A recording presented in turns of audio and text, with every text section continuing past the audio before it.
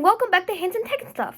Today we are going to make a DIY PET bottle recycler that turns plastic bottles into usable 3D printable filament. Then I will try to enter this project into a Shark Bank based competition in school. Simple.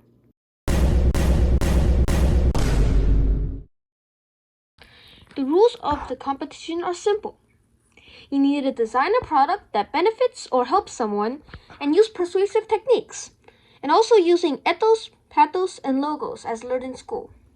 Now, what they don't know is that while other people are just designing a product, I will actually make it. My initial design was a machine that could melt, extrude, and wind the plastic bottle in one package, which seemed simple. And at first, it was. But as you'll see, when I actually started making the machines, there were going to be some major problems. The machine works by melting a pre-cut plastic bottle strip and shaping it into a 1.75mm cylinder, which is standard for most 3D printers.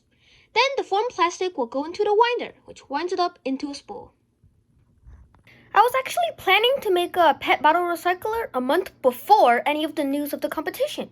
And as some of you know, shipping with AliExpress, yep, I buy parts from AliExpress, they're actually good deals if you know where to look. Shipping from AliExpress can take anywhere from 2 to 6 weeks. And unless you want to pay $60 for express shipping, you want to stay with the cheaper options at only $2 to $3. So when the 2 weeks of prep time started, I was praying to the AliExpress gods for the parts to arrive on time, which thankfully did.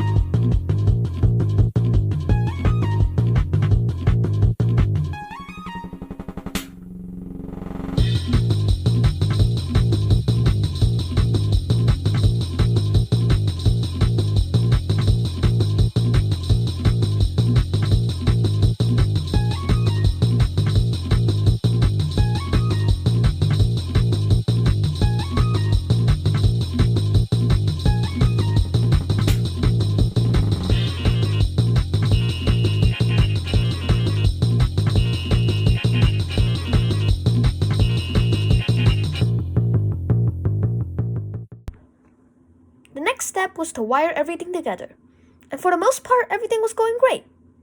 But after most of the stuff got wired to the power supply, I stopped recording. One, because the GoPro battery was dying, but also because I didn't want to die. So to power this thing, I needed to use a 120 to 240 volt AC power supply. And to get this to 120 volt to 240 volt power from the outlet to the power supply, I needed a cable. Now this cable didn't have one of the two prongs wider than the other, as found on other cables, which is a problem, because I thought that if I wired it backwards, the power supply would explode. Or at least start smoking. So why did I still wire it up? Because I did research. Okay, so I just found out that you can actually reverse the polarity and everything will be fine. I know, everything that you know about electronics is not to wire them backwards. But that AC current alternates, as in alternating, mostly only applies to DC current, which all run one way. Transformer output has no polarity wire or ground wire. For the final presentation, we needed to make something that is both informative and convincing, to make a shark invest in our business. Each person in our class acts as both the shark and the entrepreneur. We each get $100,000 and we get to choose which project we want to invest in.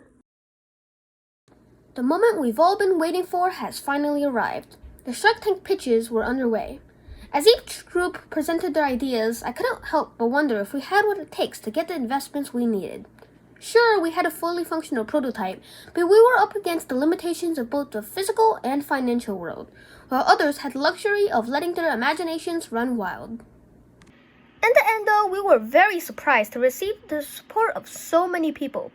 Yes, that means we got first place. And I even got this cute little shark.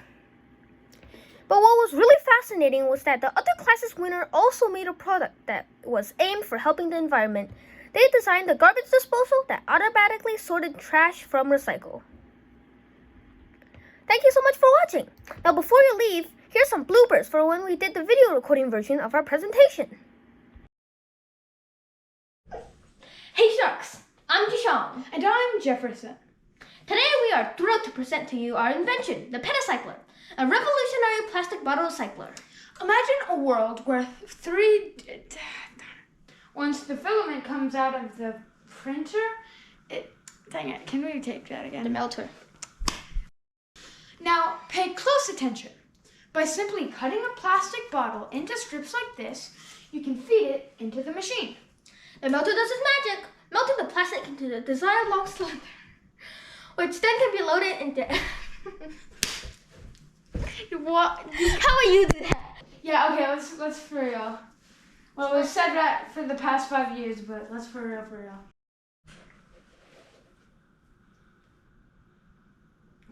No, it's okay. I can cut it. Like...